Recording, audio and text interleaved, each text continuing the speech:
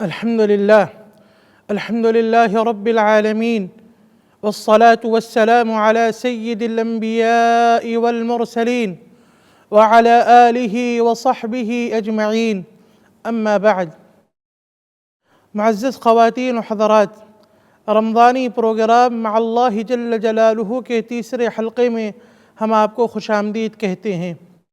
آج کے اس حلقے میں ہم اللہ تبارک و تعالیٰ کے اسماء میں سے الرب پر گفتگو کریں گے، اور اللہ تبارک و تعالیٰ کے یہ نام قرآن مجید میں 978 جگہوں پر 978 مقامات پر وارد ہے۔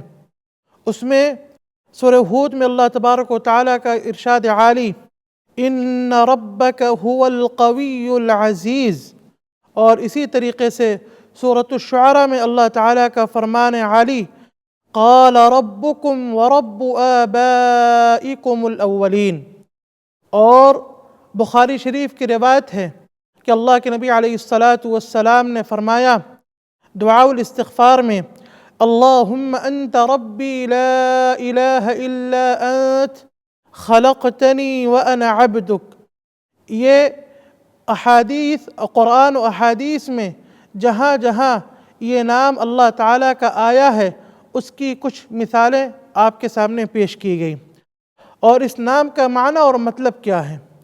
اس نام کا معنی اور مطلب یہ ہے کہ وہ ذات جس نے تمام مخلوقات کو پیدا کیا، الرب یعنی جو تربیت کرنے والا ہے، جو پالنہار ہے، جو تمام مخلوقات کی ضروریات کا خیال رکھنے والا ہے، وہ ذات جس نے تمام مخلوقات کو پیدا کیا، ان کی تربیت کی، ان کو رزق دیا، وہ ذات جو لوگوں کو، جو مخلوقات کو موت و حیات دیتا ہے، جو موت و حیات کا مالک ہے، وہ ذات جو اپنی نعمتوں سے لوگوں کو نوازتا ہے اور محروم ہونے والوں کو محروم کرتا ہے، وہ ذات جو عزت دینے والی ہے، ذلت دینے والی ہے، وہ ذات جو ہر چیز کی خالق ہے، مالک ہے، رازق ہے، ہر چیز پر قدرت رکھنے والی ہے، اور وہ اپنی تمام صفات میں واحد و یکتا ہے، بے نظیر و بے مثال ہے۔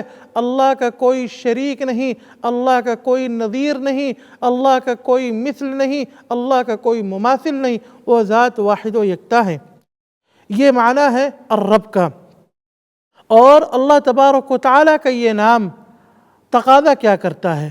اللہ تبارک و تعالیٰ کا یہ نام ہمیں اللہ کی عظمت و بزرگی کا درس دیتا ہے، اور یہ ان ناموں میں سے ہے جن کے ذریعے سے اللہ کو بہت کثرت سے پکارا جاتا ہے۔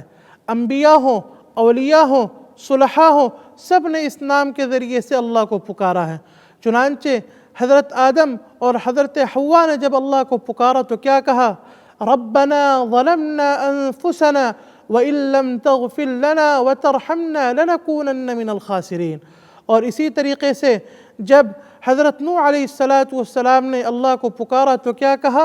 رب اغفر لی ولوالدی، سورہ نوح کے آخر میں۔ اور اسی طریقے سے حضرت موسیٰ علیہ السلام نے جب اللہ کو پکارا تو اسی نام کے ذریعے سے پکارا اور کہا رب اغفر لی ولاخی وادخلنا فی رحمتک وانت ارحم الراحمین۔ اور اسی طریقے سے ہم سب کے آقا، ہم سب کے اللہ کے محبوب جناب نبی اکرم صلی اللہ علیہ وسلم نے جب اللہ کو پکارا تو اسی نام کے ذریعے سے پکارا اور کیا کہا؟ اللہم رب جبرائیل ومیکائیل واسرافیل فاطر السماوات والارض۔ جب تمام انبیاء نے اللہ کو اس نام کے ذریعے سے پکارا ہے تو ہمیں بھی اللہ کو اس نام کے ذریعے سے پکارنا چاہیے۔ اس کے معنی اور مفہوم کو سمجھ کر، اس کے تقاضوں کو معلوم کر کے، اس کے تقاضوں پر عمل کرتے ہوئے اس نام سے ہمیں اللہ کو پکارنا چاہیے اور اللہ سے مناجات کرنی چاہیے اور اپنے مسائل کو حل کرانا چاہیے، کیونکہ وہی ذات ہے جو دیتی ہے، وہی ذات ہے جو اپنے بندوں سے محبت کرنے والی ہے۔ وما علینا الا البلاغ۔